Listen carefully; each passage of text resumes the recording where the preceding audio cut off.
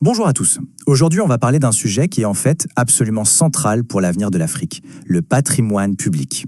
Et attention, quand on dit patrimoine public, on ne parle pas juste de bâtiments ou de routes. Non, on parle de la véritable clé de voûte du développement du continent. Voilà la question qu'on va se poser ensemble. On a tendance à penser que le développement, ça passe forcément par des investissements énormes, par l'aide internationale. Mais et si la ressource la plus précieuse était déjà là, juste sous nos yeux? Une ressource souvent oubliée, qui n'attend qu'une chose, être bien gérée. Alors, pour bien comprendre, commençons par le début. Le patrimoine public, qu'est-ce que c'est vraiment? Eh bien, c'est beaucoup plus qu'une liste de biens matériels. C'est le socle, la fondation sur laquelle toute une société peut se construire et progresser. Imaginez un instant, une école qui fonctionne bien, un centre de santé accessible, un parc public où il fait bon se promener. En fait, ces lieux, ce sont les premiers points de contact entre l'État et les gens. Et quand ils sont bien gérés, ça change tout. Ça crée du lien, ça renforce l'inclusion et au fond, ça solidifie le contrat social. Mais ce n'est pas tout, ça va même encore plus loin. Une gestion intelligente de ces biens peut aussi générer de l'argent. Des bâtiments loués, des terrains exploités, tout ça, ce sont des revenus qui permettent aux municipalités de financer elles-mêmes leurs projets. C'est un pas de géant vers l'autonomie financière pour dépendre moins de l'extérieur. C'est là qu'il faut changer de perspective. Des infrastructures de qualité, ce n'est pas une dépense, c'est un investissement stratégique. Parce qu'un territoire qui est moderne, qui est bien entretenu, eh bien il attire les entreprises, ça crée des emplois et ça améliore la qualité de vie de tout le monde. C'est un cercle vertueux. Bon, le potentiel est énorme, on l'a vu. Mais alors, la question c'est pourquoi ce potentiel n'est pas toujours exploité à fond? C'est là qu'on touche aux vrais défis, aux obstacles, qui empêchent ces actifs de jouer leur rôle de moteur de croissance. Le problème, en fait, il est à plusieurs niveaux. D'abord, comment bien gérer ce qu'on ne connaît pas? Sans un inventaire fiable, c'est mission impossible. Et qu'est-ce qui se passe? On construit du neuf alors que l'ancien tombe en ruine. Ajoutez à ça des processus manuels, lents, qui ouvrent la porte aux erreurs, au gaspillage. Sans traçabilité, c'est le flou total. Et voilà le résultat.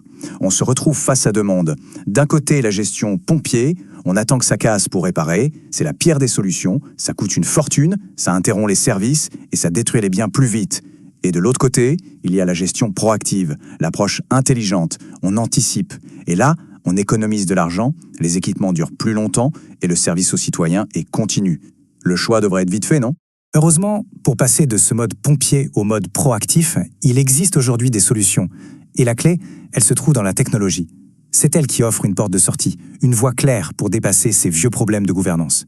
On parle bien sûr de la révolution numérique. Et au cœur de cette révolution, il y a un concept, la gestion numérique des actifs.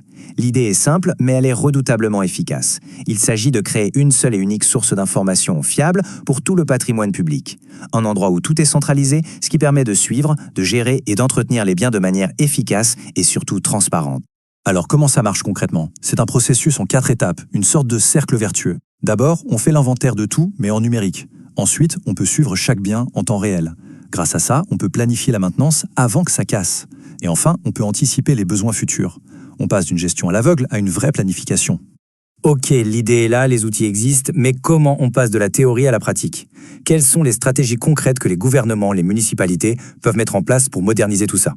La feuille de route est assez claire, ça commence par la base. Numériser tous les vieux registres papier, c'est le point de départ. Ensuite, on peut passer à la vitesse supérieure avec l'intelligence artificielle pour faire de la maintenance prédictive, c'est-à-dire prédire une panne avant même qu'elle arrive. Et la troisième étape, c'est la collaboration. Créer des partenariats avec le secteur privé pour profiter de leur expertise et accélérer le développement des infrastructures. Tout ça nous amène à 4 recommandations très claires, 4 actions clés pour les décideurs qui veulent vraiment lancer cette transformation. Alors, concrètement, que faut-il faire? Primo, lancer des audits complets pour savoir exactement ce qu'on possède. Deuxio, adopter les bons logiciels de gestion. Tertio, et c'est crucial, former les agents publics à ces nouveaux outils. Et enfin, quarto, il faut mettre de l'argent sur la table, allouer un vrai budget pour la maintenance préventive. C'est un investissement dans la technologie, mais aussi et surtout dans l'humain. Mais au final, pourquoi faire tout ça? Quel est le but ultime? Eh bien, c'est de bâtir la ville de demain. Une ville où cette gestion optimisée des biens publics permet de créer une communauté plus résiliente, plus moderne. En un mot, une smart city, une ville intelligente. Parce que oui, une gestion intelligente des actifs, ça a un impact direct sur les grands défis d'aujourd'hui. Ça aide une ville à s'adapter au changement climatique, ça rend les transports plus fluides et ça permet de connecter plus de monde au numérique. Pour les habitants, ça veut dire quoi? Ça veut dire des bâtiments plus sûrs, des services publics qui fonctionnent mieux, comme la collecte des ordures par exemple.